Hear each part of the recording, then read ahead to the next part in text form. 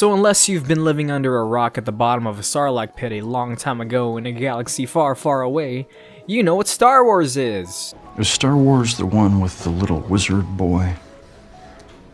But in case you don't know what the heckity-heck Star Wars is, it's a movie series about really edgy dudes in robes with laser swords, and it takes place in space, and there's this thing called the Force, where you can move things without, and it's kind of like life, but man, explaining Star Wars is harder than I thought. The franchise is so freaking huge that I just don't know where to start. Just watch the movies, okay? I mean, you're missing out on some great American cinematic history. Oh gosh, not that one! Listen, that one just doesn't exist, alright? But along with an incredibly successful movie franchise, they made games. Lots and lots of games.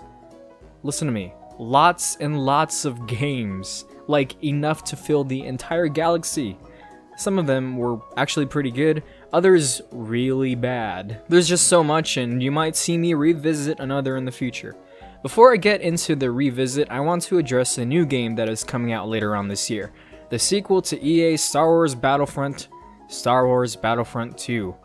This is confusion as frick, because there is another game with the exact same name that was released in 2005. So, in case you can't read the title of the video, I'm gonna talk about it. Star Wars Battlefront 2 2005 version, because calling it that is gonna be a thing. Watch. It was obviously the sequel to Star Wars Battlefront 2004 edition. Why do I have to do this? And had some sequels released like Renegade Squad and Elite Squadron for the PSP. This game is so freaking cool. Released for a bunch of consoles as a shooting game that takes place in the Star Wars universe. The game is very much like that of the Battlefield games, featuring large maps and lots of players fighting for an objective. At the time of this game's release, it was huge. You could fight as many different military units from different factions like the Republic, Separatists, Rebels, the Empire, and everything in between. Gosh dang freaking Gamorreans! You had memorable locations like Hoth, Mos Eisley, Seattle, Arizona, and various space versions of these maps. Also, there are space battles. Remember when Star Wars Battlefront games released with space battles? Huh? So this game's story takes place before the events of Order 66. That's when really bad stuff happens, oh gosh. You play as the 501st Legion, a Republic clone legion under the command of Chancellor Palpatine. Basically, you go on a bunch of different kinds of missions that segue into the events of Episode 3, Revenge of the Sith, and then all that other stuff happens, like the killing of all the children. I mean the younglings. Yada yada yada. Seriously, who cares about the story? And if you do, then oops. The real meat of the game is played through all the huge battles with all your friends in multiplayer. Yes, I can hear your loud concerns. You can't play online, the servers have shut down, blah blah blah. After all, the game is over a decade old. Gosh, that makes me feel so old. The official servers are offline, but thanks to some dedicated fans through a service known as Game Ranger, we can play online again. You can even host your own server on Game Ranger and invite all your friends. It also features other old games like Age of Empires and Halo Combat Evolved. I'll put a link in the video description for you guys who are interested. So now that we have the online multiplayer issue resolved, at least for PC, let's talk about the gameplay. Battlefield 2 has 3 main game modes: Campaign, Galactic Conquest, and Instant Action. Galactic Conquest is pretty much like Star Wars Risk. You command a fleet to go through space taking over planets or protecting planets, and if you meet an opponent at a planet, you go into battle. Whoever wins the battle gets control over the planet, and although I'm not super interested in this game mode, there are a lot of people that are. You hear that, EA? Galactic Conquest, but no, you just want to focus on ooh.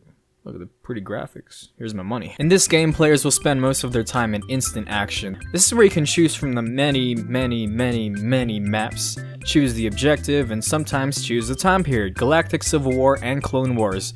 Wait, so a game made over 10 years ago has more maps, a story mode, more game modes, and more eras than a game made in 2015? Yeah, right. What, was a game made by Electronic Arts? Oh. Listen, the new Battlefield isn't all bad. They have the Rogue One map. Wait, what's that? What do you mean I have to get a season pass?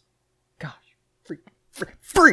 These maps have different objectives, the more common ones being conquest and capture the flag. In Conquest, you can win the game by capturing the control points from the opposing teams, or you can just keep playing until one team loses all of its units.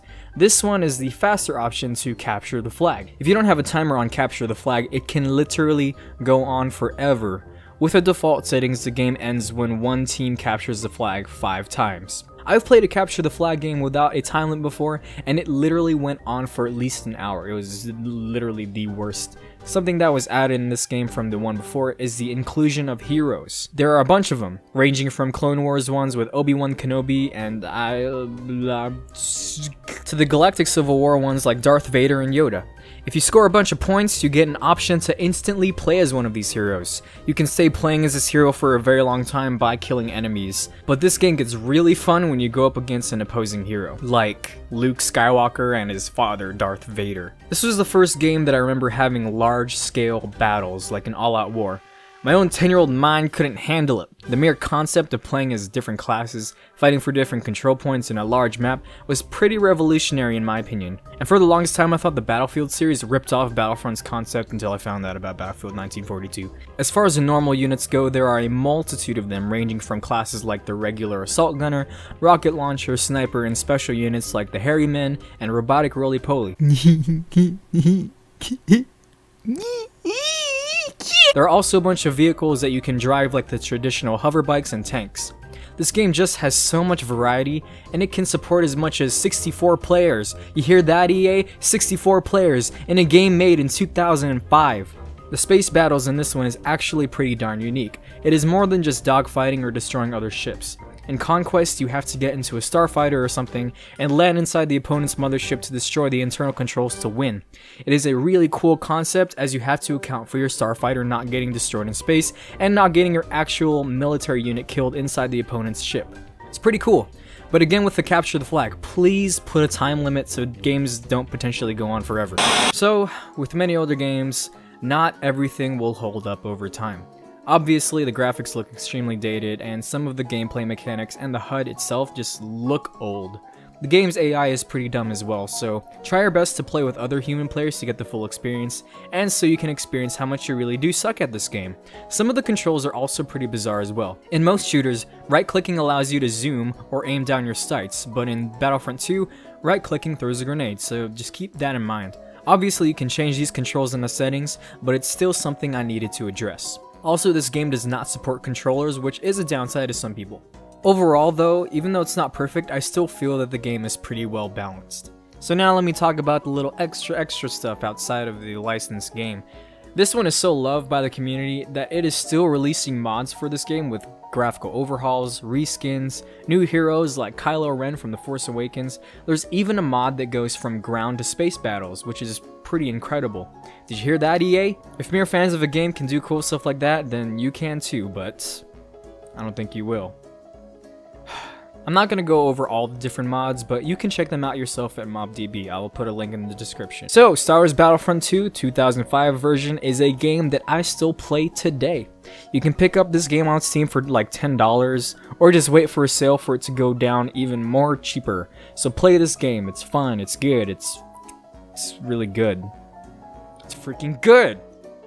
Get it right now! Hey guys, this is Johnny here, and thank you so much for watching my video once again. Please give this video a like if you liked it, and a dislike if you did not like it. It helps me figure out which videos are of the best quality. As always, go ahead and subscribe if you want to, but it's okay if you don't. I'm just really glad you stayed for the whole ride. Have a good day, you guys, and God bless.